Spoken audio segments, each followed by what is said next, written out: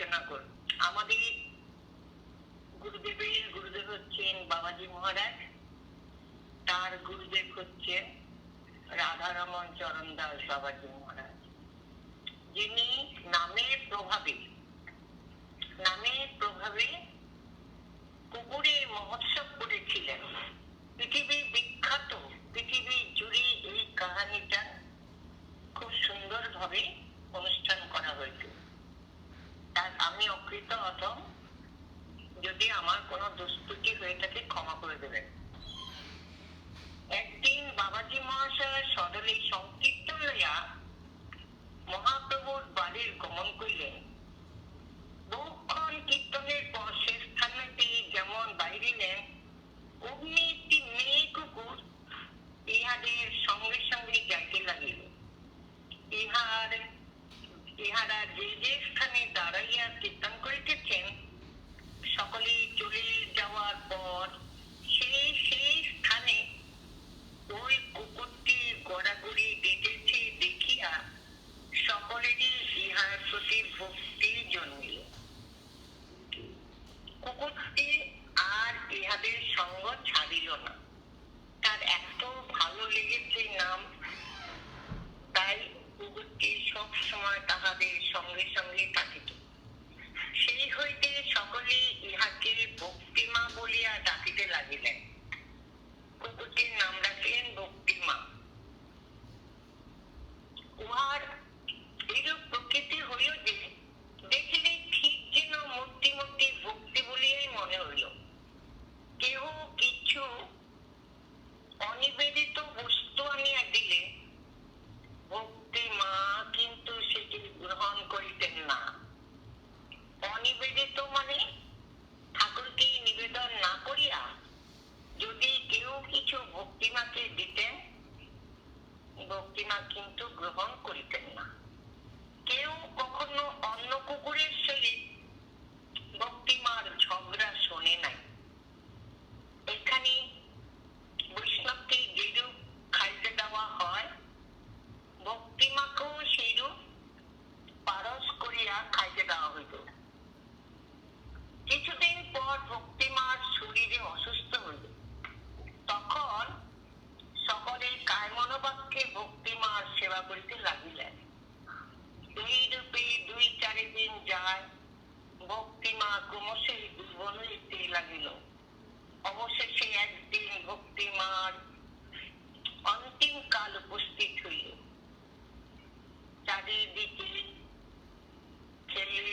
চারিদিকে ফুল করতাল যোগে নাম সংকীর্তন করিতে লাগিলেন। ভক্তিমা নাম শুনিতে শুনিতে শ্রী নবদ্বীপ ধাম লাভ করিলেন। সকলে প্রণাম করিতেছেন, আর ঠিক মাতৃহীন বালকের ন্যায় উচ্চস্বরে অঝরে সবাই কাঁদতে লাগলেন বৈষ্ণব সমাজ। কীর্তন করিতে করিতে ভক্তিমার চিন্ময় দেহটি পতিত পাবনী শ্রীমতী জাহ্নবীর জলে সমাধি দেওয়া হইল। 3 দিন অতীত হইলে 4th দিবসে ভক্তিমার ক্রীড়া মহোৎসব সম্পন্ন করা হইল। ঠিক বৈষ্ণব সমাজের যেরকম রীতি, যে 3 দিন হয়ে গেলে 4 দিনের দিন মালসা দেয়, ঠিক সেরকমই ভক্তিমার ক্রীড়া মহোৎসব সম্পন্ন হইল। বাবাজি মহাশয়ের মনে বড়ই বাসনা হইল যে ভক্তিমার মহোৎসবে কিছু বৈষ্ণব সেবা করতে হইল। ক্রমে সেইরূপ জোগাড় হইতে লাগিল। 4th দিবসে বড় আখড়ায় দলের বৈষ্ণব দিগকে ভক্তিমার তিরোভাব উপলক্ষে তৎপর দিবস মহোৎসব করিবার জন্য নিমন্ত্রণ করা হইল। অপরাহ্ন বাবাজি মহাশয় বসিয়া আছেন। হঠাৎ ইহার মনে হইল এক খেয়াল উদয় হইল। সঙ্গীগণকে বলিলেন, দেখো, ভক্তিমার সজাতে কয়েক মূর্তি বৈষ্ণব নিমন্ত্রণ না করিলে ভালো দেখায় না। তোমরা একজন নবদ্বীপের পাড়ায় পাড়ায় ঘুরিয়া তাহাদিগকে নিমন্ত্রণ করিয়া আইস। বাবাজি মহাশয়ের মুখে এইরূপ বিস্ময়জনক প্রস্তাব শ্রবণে সকলেই অবাক হইয়া গেলেন। তখন সুদৃঢ় বিশ্বাসী গুরু বাক্য নিষ্ঠ নবদ্বীপ দাস বাবাজি বলিলেন, কিরূপে কি বলিতে হইবে আমাকে বলিয়া দিন বাবা। বাবাজি মহাশয় বলিলেন, স্ত্রী কিংবা পুরুষ কুকুর দেখিবা মাত্র গলায় কাপড় দিয়া দণ্ডবত প্রণাম করত করজোড়ে বলিবে, আমাদের ভক্তিমা দেহ রাখিয়াছেন, আগামীকাল তাহার মহোৎসব হইবে। আপনার আনুগত হইয়া সবান্ধবে বড়ালঘাটের নিকট, বড়ালঘাট নবদ্বীপে আছেন, আমাদের পরম গুরুদেবের আশ্রমে উপস্থিত হইয়া মধ্যাহ্নে মহাপ্রসাদ গ্রহণ করিবেন। তখন নবদ্বীপ দাস বাবাজি মহাশয় চরণ ধরিয়া কাঁদিতে লাগিলেন। তিনিও তাহার পিঠের উপর একটি চাপড় মারিয়া তুলিয়া দিলেন। তখন নবদ্বীপ মত্ত মাতালের ন্যায় টলিতে টলিতে গমন করিলেন। তখন তার এই অবস্থায় নবদ্বীপকে সেই দূর হইতে দেখিতেছে, যে দূর হইতে দেখিতেছে সেই মনে করিতেছেন হয় ইনি বজ্র পাগল, না হয় মাতাল। কিন্তু আবার কাছে আসিয়া ইহার মুখপানে তাকাইলে তাহার মনে হইতেছে যে ইনি একজন মহা শক্তি সম্পন্ন জ্যোতির্ময় মহাপুরুষ, কিন্তু এই জগতে নাই। তিনি যেখানে একটা কুকুর দেখিতেছেন সেখানে দণ্ডবত প্রণাম পূর্বক গল লক্ষ্মী কৃতবাসী শাস্ত্রনায়নে বলিতেছেন, আমার গুরুদেব আপনাদিগকে নিমন্ত্রণ করিবার জন্য আমায় পাঠাইয়াছেন।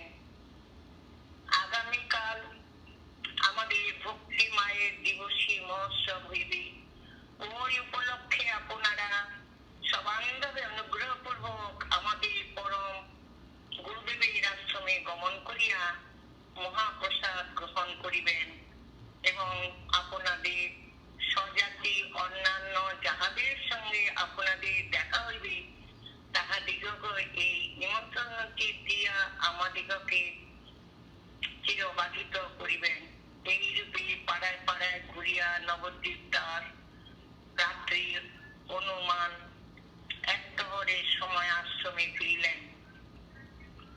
পূর্ব হইতে কান্তাধারে আগ্রায় ইহাদের থাকিবার স্থান হইয়াছিল। বাবাজি মহাশয় কখনো গুরুদেবের আশ্রমে, কখনো বা সঙ্গীদের সঙ্গে বাস করিতেন। নবদ্বীপ যথাযথ বৃত্তান্ত বাবাজি মহাশয়ের নিকট বলিয়া সকলের সঙ্গে কান্তাধারী আগ্রায় চলিয়া গেলেন।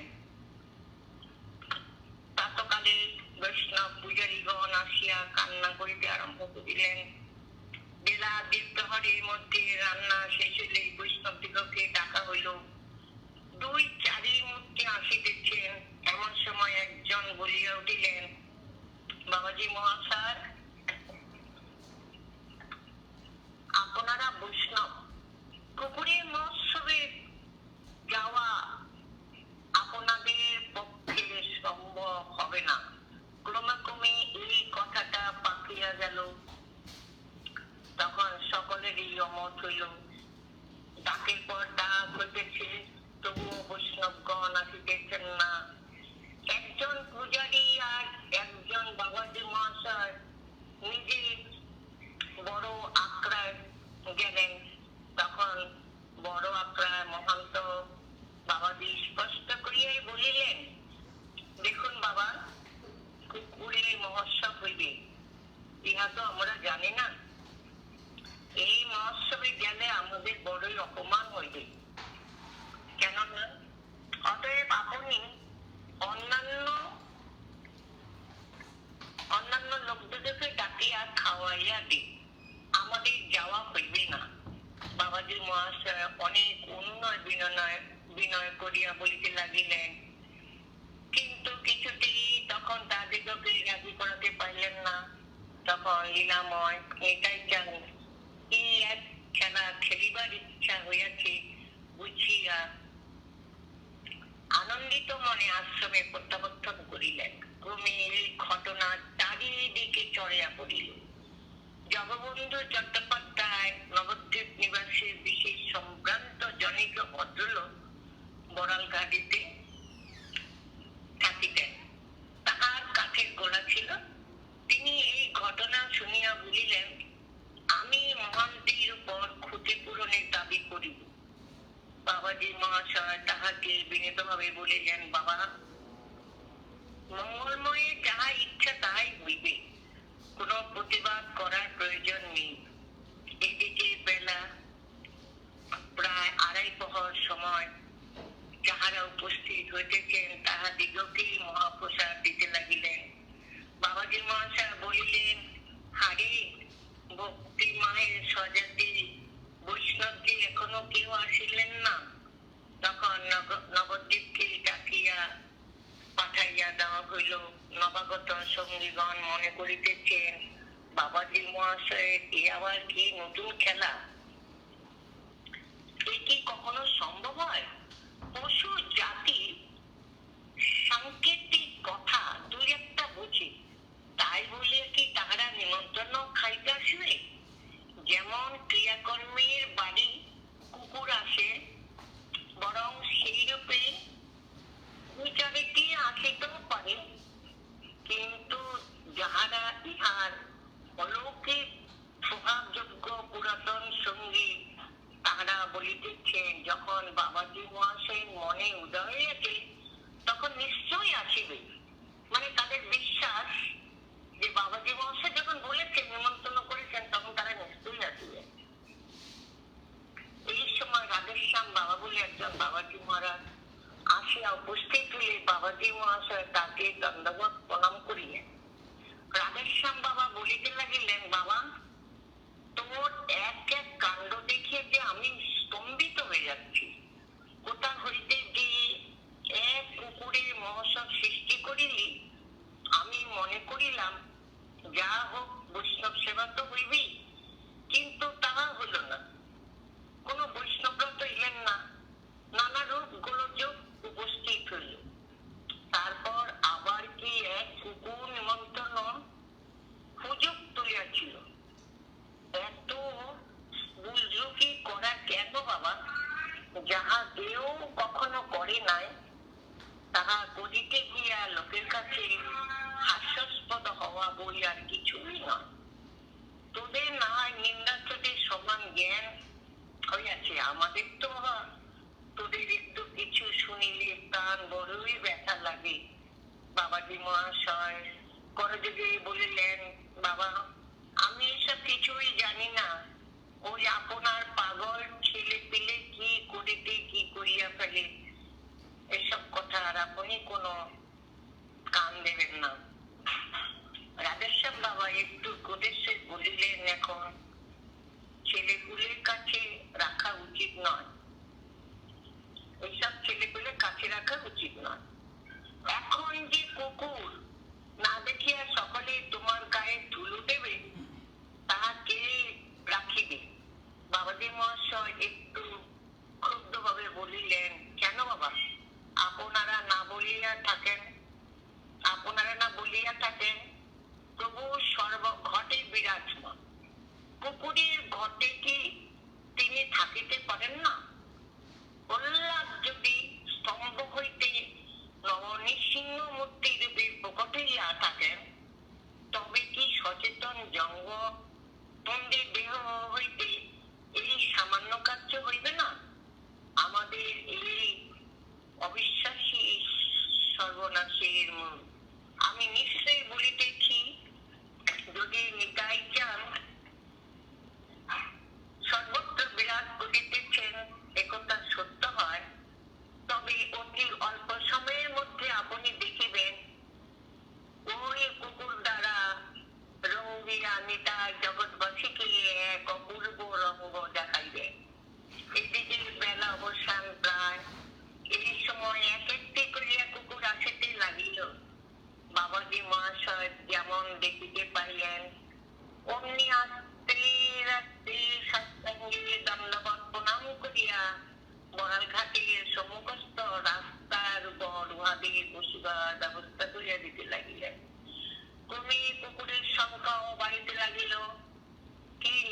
মায়ের লীলা দেখো। দর্শক লোকের সংখ্যাও বাড়িতে লাগিল। সকলেই কিন্তু বিশ্বান্বিত। এ কি আশ্চর্য! দলে দলে কুকুর আসিয়া সারি সারি বসিয়া যাইতেছে। কারো মুখে রা নাই, কারোর মুখে তো শব্দ নাই। দুইটা কুকুর একত্র হইলেই ঝগড়া হয়, এটি চিরপ্রসিদ্ধ। কিন্তু আজ একই নূতন খেলা। ক্রমে ৫০-৬০টা কুকুর আসিল। রাস্তার দুই পাশে বহু লোক দাঁড়াইয়া এই অলৌকিক ব্যাপার দর্শন করিতেছেন। বাবাজি মহাশয় গলগ্নে কৃতবাসে আরন্তি সজল নয়নে বিনীতভাবে উপস্থিত কুকুরদিগকে বলিলেন, আজ্ঞা হয়তো পাতা নাও বাবা, পরে যাহারা আসিবেন তাদের ব্যবস্থা করা যাবে। সকলেই ঊর্ধ্বমুখী ইহার মুখপানে তাকাইয়া রহিল।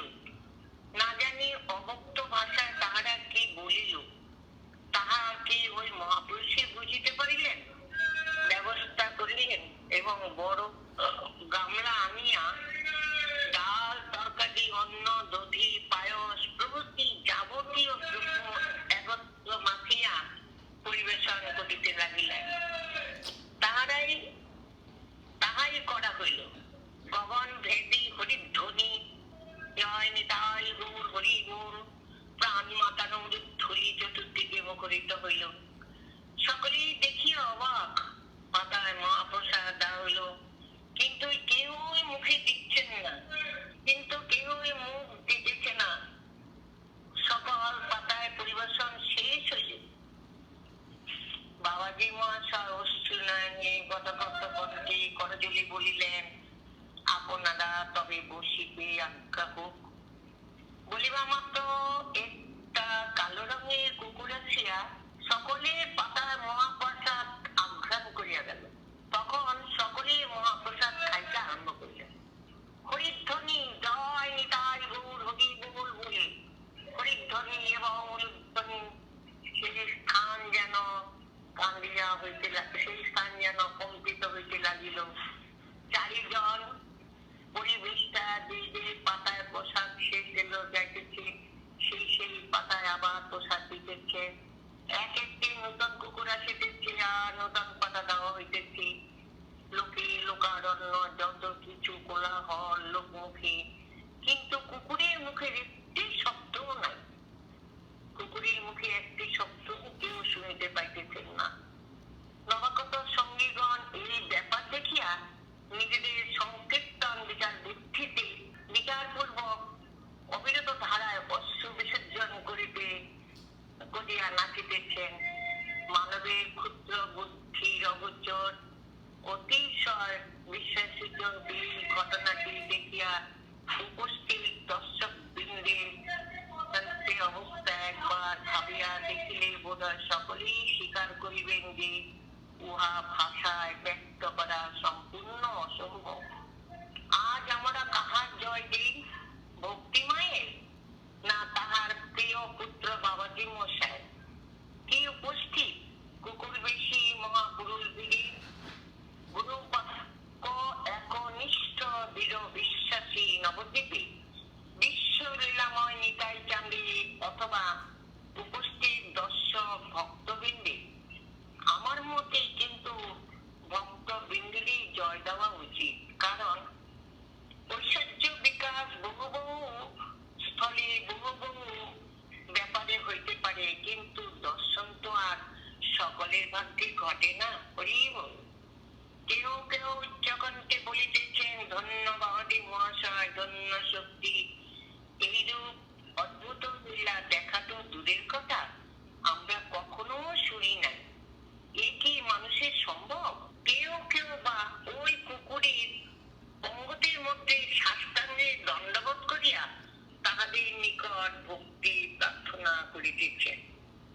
পরিবেশকগণ প্রত্যেকে সম্মুখে মহাপ্রসাদ যাচিয়া বেড়াইতেছেন। যাহার ভোজন শেষ হইয়া যাইতেছে সে দুই হাত তুলিয়া অন্যদিকে মুখ ফিরাইয়া বসিতেছে।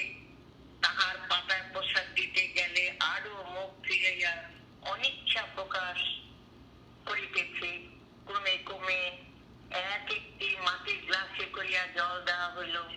সকলে স্বেচ্ছাপূর্বক জলপান করিলেন। এইরূপে পর্বত শেষ হইয়া গেলে বাবাজি মহাশয় অধরামৃত তুলিবার জন্য একজনকে আদেশ করিলেন।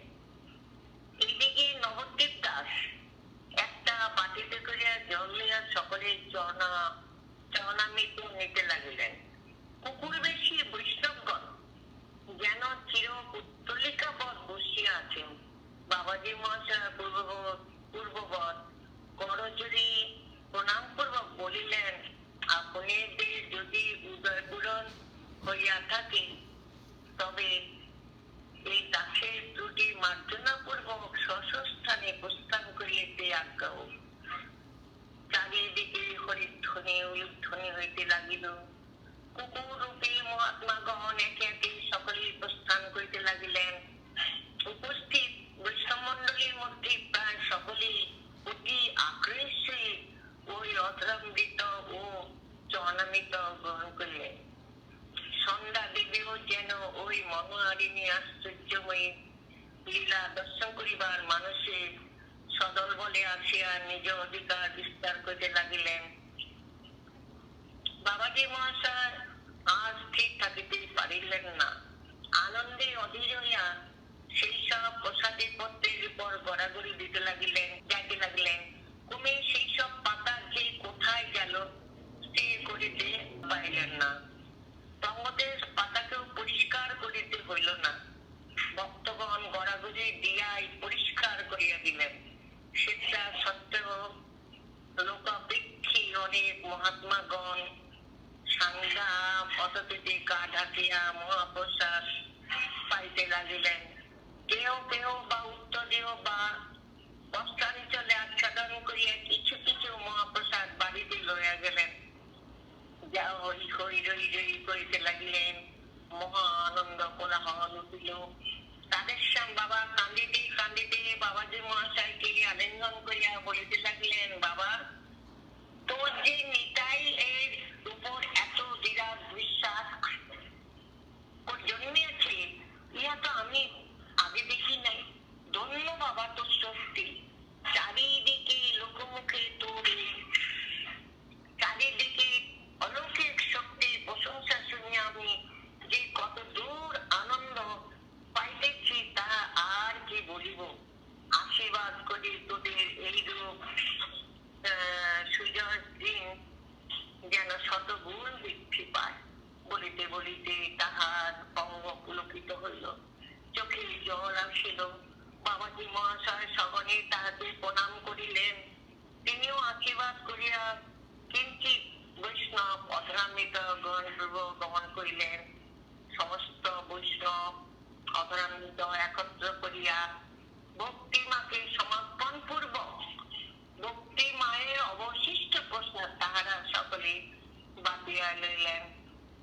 যাহারা আসিবেন না, প্রসাদ নিবেন না বলিলেন, তাহারও সবাই এসে দর্শন করিলেন এবং ভক্তিময়ের অবশিষ্ট প্রসাদ গ্রহণ করিলেন।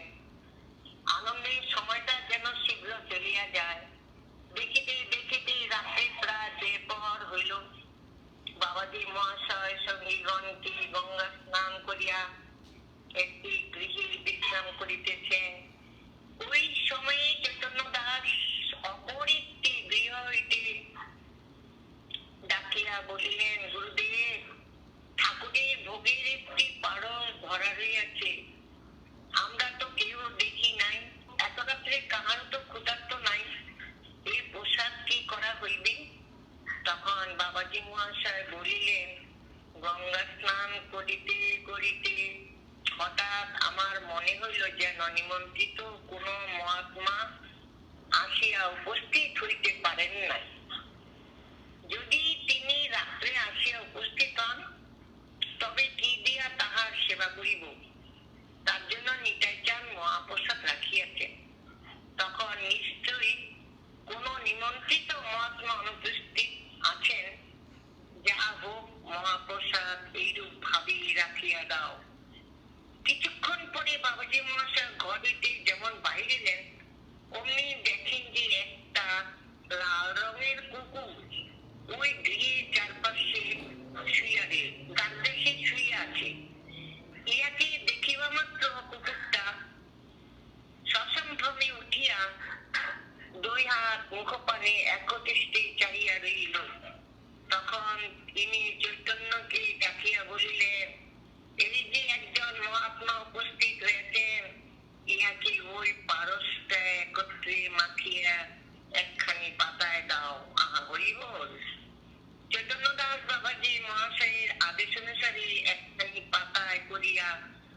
আমাকে মহাপ্রসাদ দিলেন। নবদ্বীপ দাস ওই কুকুরটিকে দেখিবা মাত্র বিস্ময়া বিশ্ববিষ্ট বলে উঠিলেন, কি আশ্চর্য! সর্বপ্রথমেই তো ইহার সঙ্গেই আমার সাক্ষাৎ হইয়াছিল। প্রথম ইহার সঙ্গেই আমার সাক্ষাৎ হইয়াছিল। ইহার এত বিলম্ব হইবার কারণ কি? বাবাজি মহাশয় জিজ্ঞাসা করিলেন, তুমি ইহাকে কি বলিয়া নিমন্ত্রণ করিয়েছিলে? নবদ্বীপ দাস বলিলেন, আমি ইহাকে দেখিবা মাত্র সাষ্টাঙ্গে প্রণামপূর্বক বলেছিলাম, আগামী করল ভক্তি মায়ে মহোৎসব হইবে, অতএব আপনারা সবান্ধবে বরঘাটিতে সমুখস্থ আমাদের পরম গুরুদেবের আশ্রমে উপস্থিত হইয়া মহাপ্রসাদ গ্রহণ করিবেন। এই আপনাদের সজাতি তাহার সহিত আপনাদের যাহার সঙ্গে দেখা হইবে, আপনি তাহাদের নিমন্ত্রণ দিয়া অনুগৃহীত করিবেন। বাবাজি মহাশয় বলিলেন, তবে তো ঠিকই আছে, ইহার উপর যখন নিমন্ত্রণের ভাগ দিয়েছ তাহলে ঠিকই আছে। সাধ্য অনুসারে সকলের অনুসন্ধান করিয়া আসিয়াছেন, কাজেই ওনার তো দেরি হইবে। ক্রমাগত যে আমাদের ভ্রম হইল, অন্তর্যামী নিতাই চান পূর্ব হইতেই ব্যবস্থা করিয়া রাখিয়াছেন, ধন্য তাহার করুণা।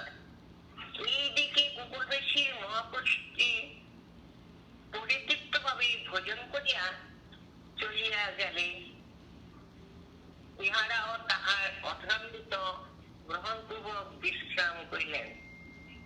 এদিকে গঙ্গা তীরে লোকের লোকারণ্য, তার যাত্রীবাসীগণের উলুধ্বনি সংকটনী বায়ুসম্পদে বৈষ্ণবগণের গান শক্তি মুখরিত বাবাজি মহাশয়ের সদলে কীর্তন বাইরিয়াছেন। একটি নূতন ধরনের নূতন পথ করিয়াছেন। জয় জয় শ্রী চৈতন্য, জয় জয় নিত্যানন্দ, শ্রী অচ্যুত গৌর ভক্তবৃন্দ। সকলে নিতাই চৈতন্য নদিয়া নগরী প্রেমের হিল্লোলে ভাসালে, সকলে ঘষি নীলাচলে ভাসালে, সকলে প্রেমে পরিপূর্ণ সবারই হৃদয়। জয় গৌরাঙ্গ বলে যাবনতে পুরে নদের চান আমায় নেবেন কোলে ধরে, অধর্ম চরণে দেখো না দূরে প্রাণ সপিলাম ওই রাঙা পায়। কীর্তনের পর কীর্তন শব্দ করিয়া সকলে প্রেমানন্দে নাচিতে নাচিতে গঙ্গায় নবগ্রহণ করিলেন। স্নানান্তে যেমন তীরে উঠিলেন, অমনি একটি গৌরবর্ণ মহাপুরুষ আসিয়া তাহাদের সম্মুখে উপস্থিত হইলেন।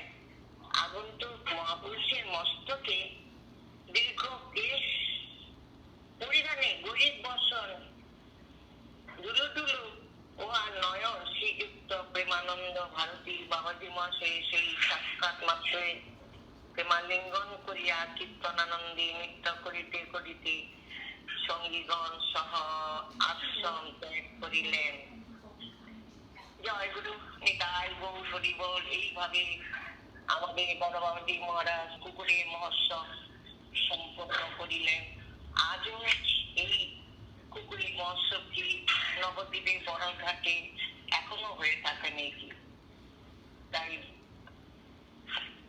জয় গুরু